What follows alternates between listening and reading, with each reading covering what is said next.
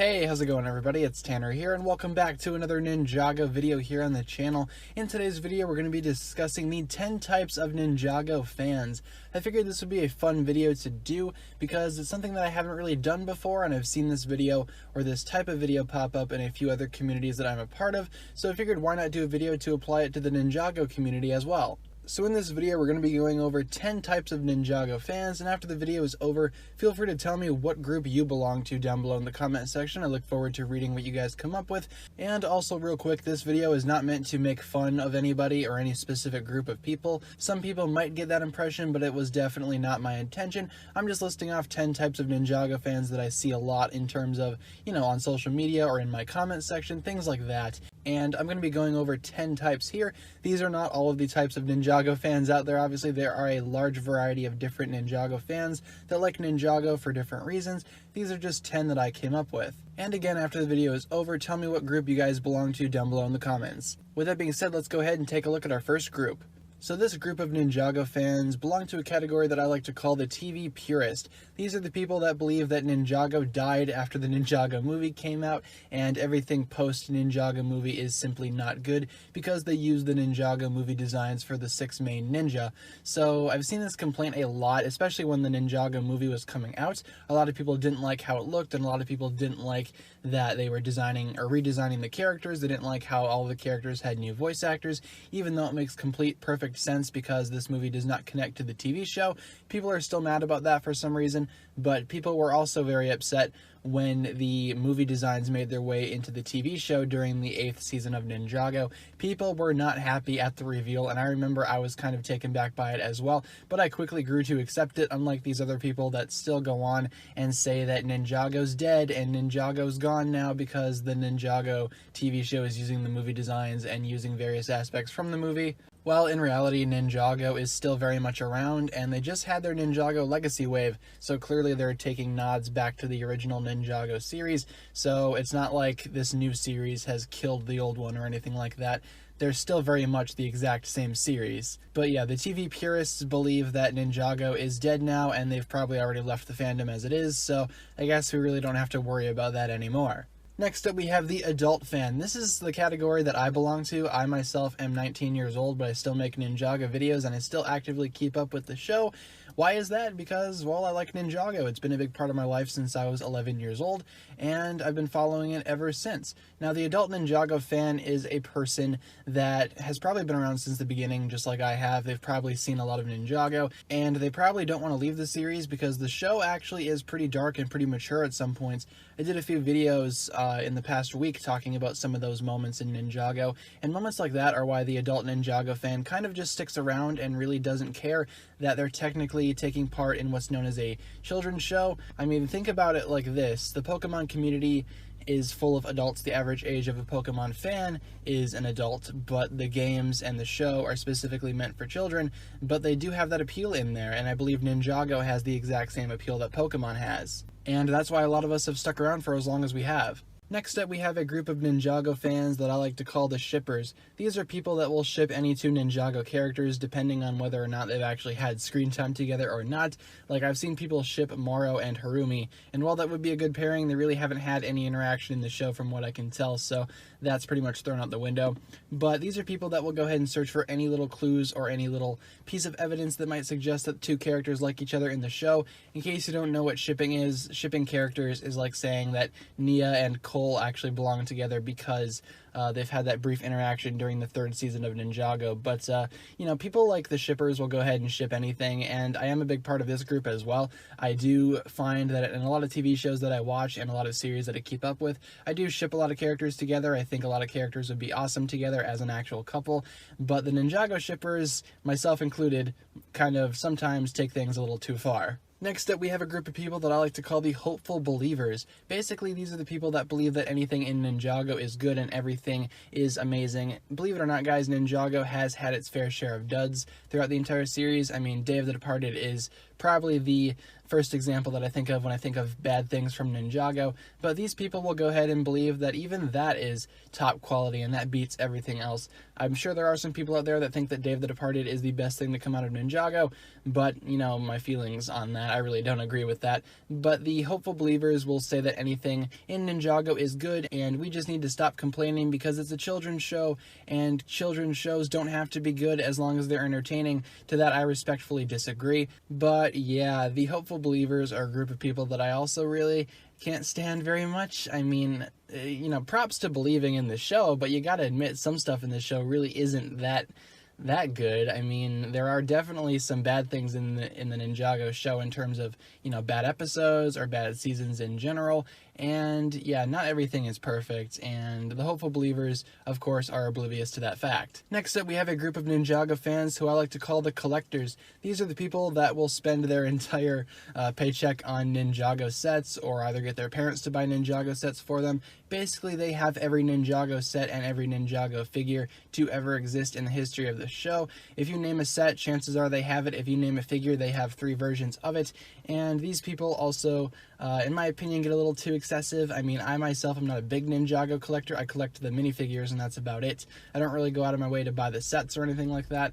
But I suppose I do belong to this group as well because, again, I do collect a lot of the figures, but the Ninjago collector is not really interested in the actual lore behind the show.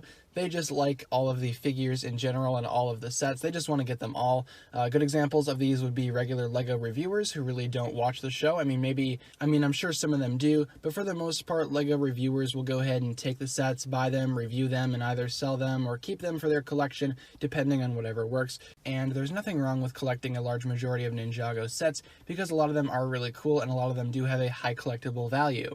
Next up, we have the authors, or the Ninjago fanfiction writers. Again, like any fandom, fanfiction is going to be a big part of the overall community as it is, and I've seen a lot of people make certain fanfictions for Ninjago, some of which are very, very wholesome, while others are definitely not. But yeah, the authors themselves are really cool people. I mean, fanfiction authors obviously have a taste for writing, which is what I want to actually do.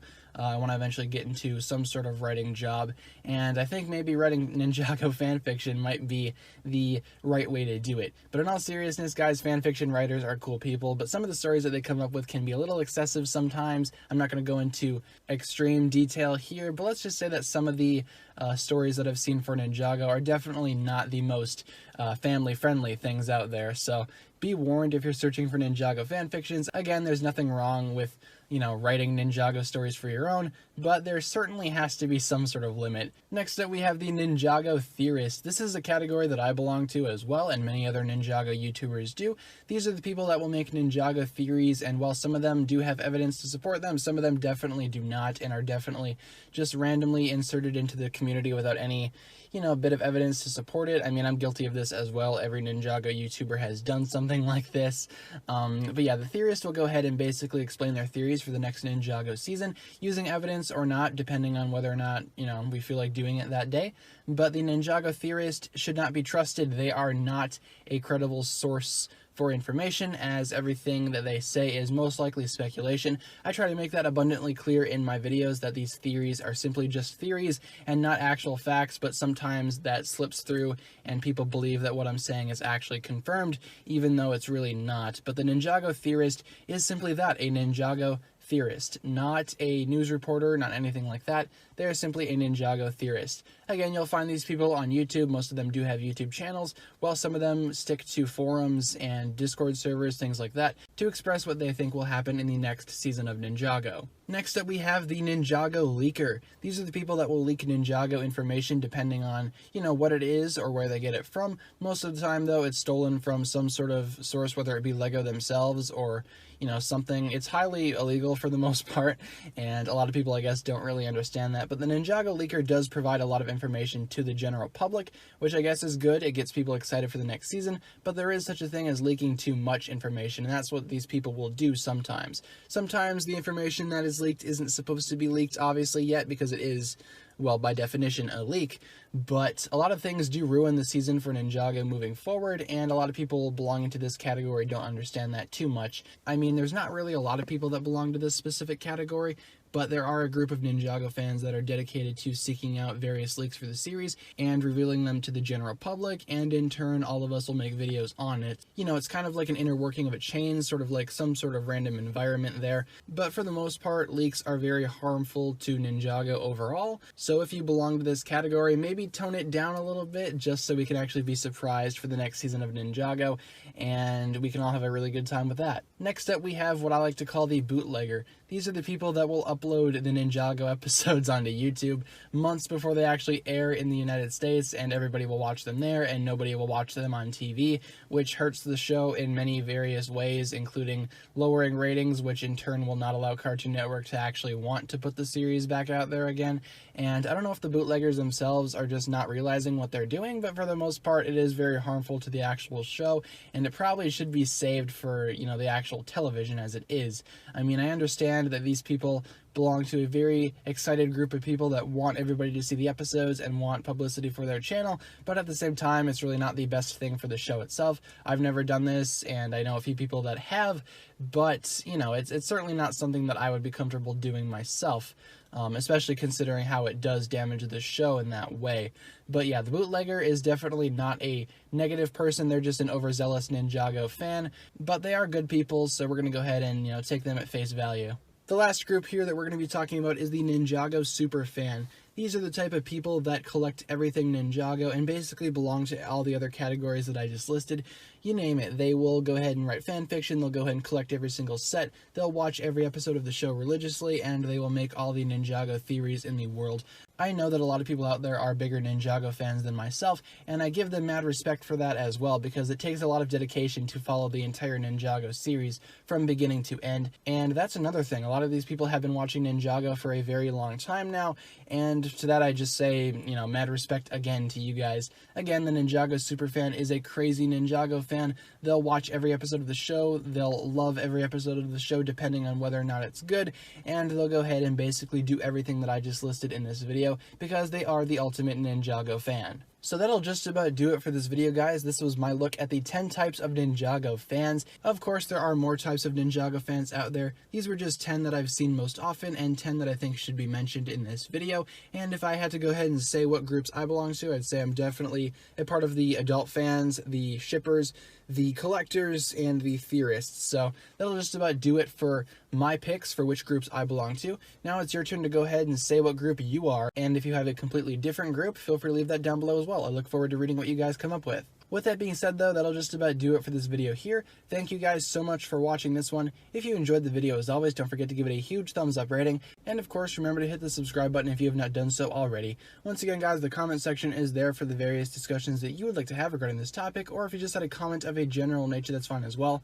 In the description, you will find links towards my other forms of social media, whether it be my Twitter, my Instagram, my Patreon, or my merch.